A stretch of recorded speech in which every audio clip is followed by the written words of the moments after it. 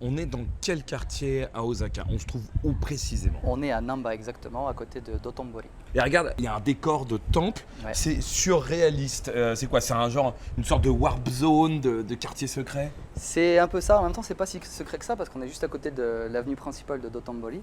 Ouais. Et comme c'est une petite ruelle parallèle, il faut savoir que c'est là. Et en plein milieu de cette ruelle parallèle, on tombe sur ce très joli. Alors c'est quoi? C'est pas un temple, hein, c'est un peu petit. Non, non, C'est en hommage à. pour prier les divinités et pour les couples. Rendre heureux. C'est pour ça que tu as deux en fait, statues côte à côte. D'accord. Qu'il faut mettre de l'eau sur chacune des statues et après jeter de l'eau en plein milieu là-bas. Et après, ça donne du bonheur dans ton couple. C'est ça.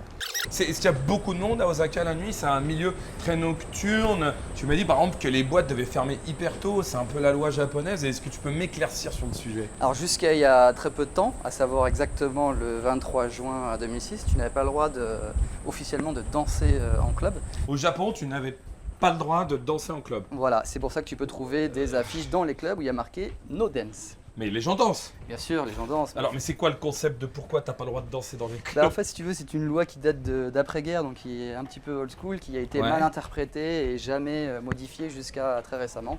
D'accord. Donc légalement parlant, tu n'as pas le droit de danser et les ouvertures de clubs étaient limitées jusqu'à, pour Osaka en tout cas, 1h du matin.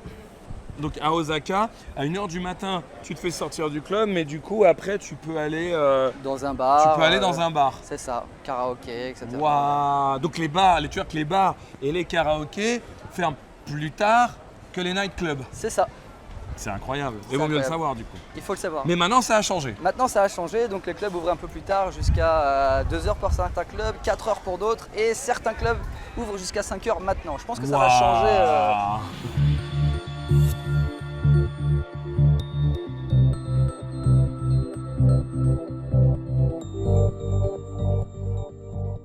Comment c'est la drague en nightclub? Comment ça se fait? Est-ce qu'il y a un drag code? Comment ça se passe? Il n'y a pas vraiment de drag code, mais là, ce que je vais dire, c'est peut-être un peu péjoratif parce que les gens n'ont pas forcément l'habitude et ne vivent pas au Japon. Mais c'est très souvent les hommes qui vont vers les femmes, malheureusement un peu trop brutalement, parce que c'est un peu dans la culture de je suis une femme, je suis une princesse et j'attends qu'on vienne vers moi. C'est pas le cas pour tout le monde, mais malheureusement, c'est le cas de beaucoup de jeunes demoiselles qui attendent qu'on vienne vers elles, qu'on leur offre à boire, qu'on les invite à sortir, qu'on leur offre des cadeaux. C'est dans la culture japonaise en fait, tout simplement. C'est juste quelque chose de culturel et une habitude, voilà, tout simplement. C'est ça, tout simplement. Mais encore une fois, quand tu n'habites pas au Japon, que tu ne connais pas la culture, ça peut porter à confusion et Bien ça sûr, peut avoir des connotations donc, d'où péjoratives. l'importance de regarder cette émission.